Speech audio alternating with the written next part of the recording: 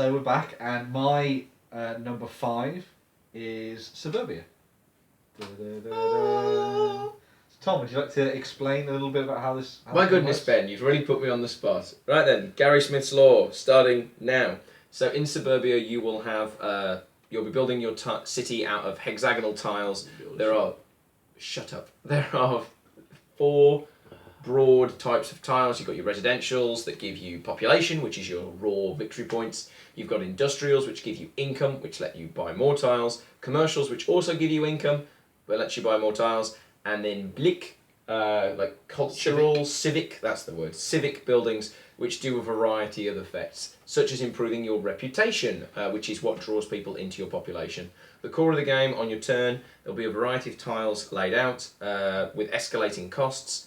You'll buy a tile, place it on your suburb, and then push all the tiles along and reveal a new one, which is an awesome mechanic. You'll also have the little chart in front of you which manages your income, which is how much money you'll get each turn, almost said gold, and your reputation, which is how much population you're gaining each round.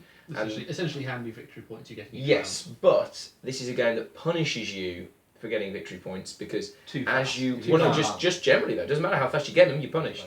Like, you go up the reputation track, you go up the population track, and every time you cross a boundary, which at the beginning is like 15 points, and by the end is like every 3 points of this like 80 big track, you will lose an income and a population to reflect like your suburbs struggling under the weight. Corruption. No, It is corruption. No, that's a horrible word. No, it's just the natural way of feeding people. It's not corruption, and I don't like the fact that it's punishing you. It's not. It's balancing you out. Yeah, but how many other games do you know where when you get victory points you lose something? It's not a punishment though. It's balancing out because it is in the fluff of the game that it is balancing out that. I know it's there thematically. Yeah. Eventually, you will balance out at what your suburb can take. Yeah. It's one of the things that I really enjoyed about the game is that balancing mechanic, because I don't think there's any other game out there, as we've just said, that does that kind of thing. Well, the closest thing you usually see it in deck builders, like in Dominion, when you take your victory point card, that doesn't do anything else. It reflects your domain, which is quite interesting. Unwieldy. But I find it really interesting to start the game off and you make a nice little idyllic town, and then you see something that's going to give you a load of victory points, but then it'll screw you over slightly in terms of everything else, so you've got to balance that out against things and stuff. It's cool it's fascinating. with the idea of, like, in theory, Suburbia could be a rich get richer game, because I buy that tile and that gives me more income, so now I have more money, so I can buy more tiles. You can't afford that good income tile, so I'll buy it. But if you're doing that and you're getting the best tiles, as your population is going up, other things are going down. So it is it helps balance what could be a very It's one of the only games that I've played that accurately represents the SimCity god game. Oh, who had 3 minutes before someone mentioned SimCity in a Suburbia review? Building sort of city building game on the tabletop, and I think it works out perfectly in that respect because it's got that sort of you're building your own little corner of the world aspect of things, which I really like about games. But then it's also got a little bit of a screw you element in there as well, where you might buy a tile that somebody else they might want. I mean, obviously, so they're a Euro screw you. Things are slightly balanced out in that respect because you can't just buy the tiles that everybody else might want because it might not work for your city. So you are effectively playing for yourself, which is something I really quite like about that as a Euro game, because there are some Euro games out there where you can make there's the move that helps you, and then there's the move that screws everybody else over and keeps the playing field level. Whereas in this, I think more focus is given to what you want to build and making your city good. And while and I think that's something that really annoys me about games a little bit like Puerto Rico and stuff like that, where it will get to points where it's like, well, why are you doing that? Oh, because I want it to build my mill on the island or whatever. But it's like, well, no, but if you do that, he's going to do that. But no, but I'm not going to. But this helps me. I see. I think that's very true of Suburbia as well, because there are times where something will come out onto the bidding track, and it'll be like, dude, if you don't get rid of that, Claire's airports are just going to take off. Oh no, but I don't think it's as much of a thing in Suburbia. No, I agree. Because I agree. I mean, and you can get around the sort of it might screw me over a little bit by just turning into a lake, which usually is just a good benefit anyway. But I just think Suburbia is a lot more relaxed and easygoing compared to a lot of other Euro games of its style. Like I'll happily sit and play Suburbia and chat to people while I'm doing it as well. And one of the things that is quite interesting about Suburbia that sort of really like made it enter my top 10 is that it's unintentionally hilarious at times. Yeah. Yes. Where Little stories where do like you go, emerge. oh my god, why is this park in the middle of this like meat packing district? Yeah. Why is this slaughter yard Yeah. next to the... Nobody in this city has gone to school. Kind Yes. of thing. Yeah. Exactly. Yeah. And I think I love that little sort of added bit to this where it as I say, it feels SimCity in that respect. Yeah. One of the things I really like about it is the variability. Like we Yes. didn't Oh, that's say a at lot. the start, you get a private goal, Yes. like most green residential tiles, or fewest lakes, or most money at the end of the game, and then you also get like a shared public goal or two. Well, it depends on the number of people. Well, It- okay, yeah, there are shared shared goals. goals. Yes.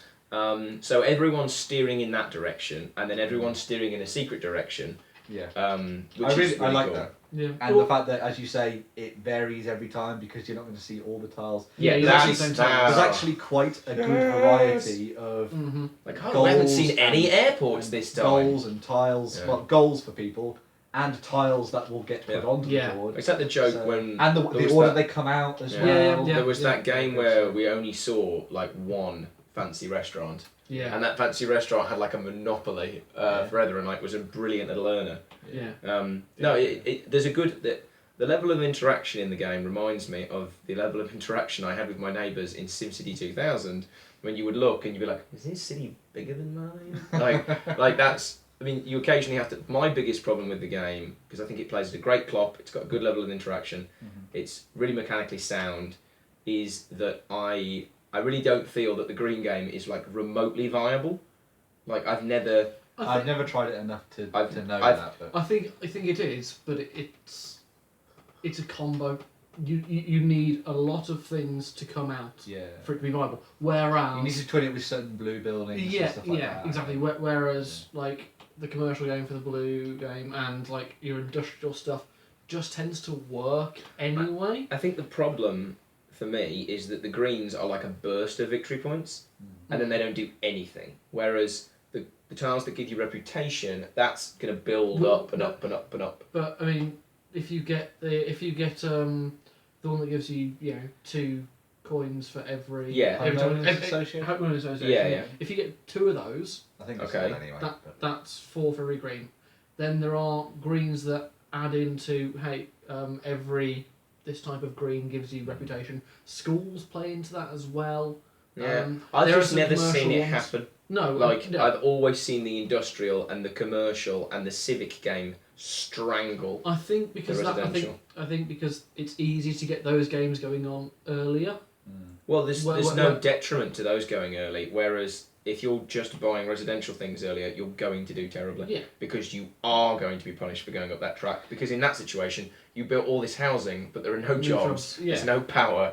You know, Yeah. technically, a lot of people might live there, but they won't be happy. It's got another aspect of it, and I've talked about it a little bit in terms of other games that we've looked at in this sort of Euro-y style genre, is that it looks nice when it's finished. Yeah. Like it looks a bit like you've gone into strategic view in Civ Yes. 5. Yeah, it's a But- little abstract. But Yeah. I just like what it looks like at the end, and you go, "That's But- my suburb." It is kind of unique. thing. But I mean, Yeah. even the tiles, the way they interlink, you can follow roads.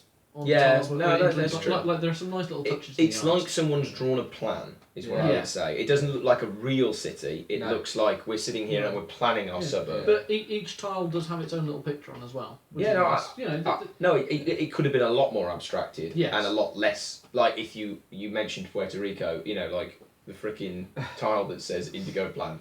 Like I would love to see a proper version of Puerto Rico with proper like a art. deluxe version. There is a deluxe version, Oh, but okay. yeah. there are some nice expansions to this as well. It should be Well, said. the first one is meant to be excellent, and the Yes. second one, this is all Tom Bassel, obviously, but the second one's not meant to be as essential. I can't believe we haven't expanded this. I think this could be Seven Wonders-esque in terms of expansion. This is a game that I wish we played more. Yeah. Because every time it's the game that every time someone suggested it, I've gone, oh yeah, I'll play Suburbia. Yeah. But it's never been the game that immediately jumps out to me. Yeah. And I think if it was suggested more, I think it would, climb up there because, as you say, it has that sort of fair clock to it as you go into it. It doesn't take long to play. I mean, it says 90 minutes in the box, so I'd probably say more about an hour. Maybe a little bit less. No, I would say 90 minutes. I don't know. I don't think I've ever had a game that's gone as long as that. Maybe about an hour. I think, you're just having so much fun. I think, Probably. no, that's true. There is that really nice sense of like, there's just long enough when everyone's thinking about their turn. Like, I've just had my turn. Right. Oh, what's for sale? Yeah. He's doing that, and then by the time it gets back to you, either in a 4-player game, Yeah. you're ready to go. Yeah. Do you know what Also, I mean? I think the fact that it has that determined ending. If you know what I mean? Yes. Yeah. So I mean, there are are games similar to this. I can't name it off the top of my head where you'd be playing a little bit like this. Maybe it seems a bit weird to say it, but archipelago type game. It's a hex game. Where that where that game goes on for a while and then you're not quite sure whether it's That has ending the worst and things end like condition. that. Whereas that this is Yeah. going to end at that third stack. As It's I going to said, end yeah, somewhere in in a that. certain- Puerto Rico is another example. Like, Yeah. there isn't a set end to that game. I think that the closest sister game to this of everything that we own is Seven Wonders. There's Yes. 3 ages in the game. You know that's It escalates in power. Like, the age 1 buildings are nothing compared to the Yeah. third, like, crazy buildings. And it's all about You preparing built for later something. stages. There's a certain level of interaction. It. I think that speaks to the game's good side as well. In that, I think you can play it a couple of times and then know, right, I need to try and sort of plan ahead to think of what I want to do in the second and third stacks. Yeah. But you can also play the game as someone completely new to it. Yeah. And just see Yeah. stuff immediately on the table and think, oh, that links with that in the first I stage. have to say, it's quite an intricate economic game, and yet it's quite easily understandable. Yeah. Yeah. Like the income thing, at times, you put this down and you go, okay, I'm getting +1 from that. You've got that, which is -1, and that's a little, technically a bit fiddly. But once you've played a bit, it all starts It to make a works bit of out, sense. yeah. And if you compare it, like not in terms of what you have to do on your turn, but in terms of like, if you say grok, do you know that board game? It's not just in board games. Yeah. Grok means like Sure understands where it. you see where you sort of see, you don't think about it as such, you see the good moves, sort of thing. That's much easier, I feel, in this game, which is why I think it's much more accessible than it looks, than something like Puerto Rico, where actually the understanding of the economy of that game is actually quite difficult, Well, it's which is good. I think that's good in Puerto Rico, and I I think think it's it's good in actually this. because when it comes down to it, while Suburbia can look quite complicated, all you have to do is just follow that thing that's on the board. Buy a Yeah, it's like, tile, yeah, buy a this, tile, this, and this. place it. And because the Yeah. symbology is worked out quite nicely in Yes. this. Not unless you're sure. Yeah, true. But the thing that I is this is the game with the little weird eyes on the people, is it? No. No, Yeah. what's that? Oh yeah. On the VP tracker, yes. Yeah. At the very start, there are eyes on the meeples. Yeah. And that creeped me the It's hell a bit out weird. when I first saw it. But other Yeah. than that, yeah, it is a bit weird. That I just want to say that there's just this weird artistic touch to Okay, it that well, is slightly that's- odd. But other than that, it's, that's an interesting thing to say. So you would play this anytime? yeah, man, I if people were like, there's 4 of us, just play this. Yeah. So but what? Although like it- 3, 2. I think it works. Well, I've only played it with 3 and 4, and it's been awesome, perfect every time I've played it. So Yeah. I play it. I'd With, say this is a really good 3-player game. I'm not sure I play it with 2, but there's not very many games I play with 2. So. No, it plays well with 2. I mean, the good thing is the more people playing the game, the more tiles that are in the game. Yeah. So it does go quicker with 2 people. Right. It works with 2, 3, and 4. Mhm. Well, I've played with all. It's brilliant. And you would play it anytime? Yeah, and as you say, like, I mean, I've looked at expanding it. I've just never got around to doing it. Cool.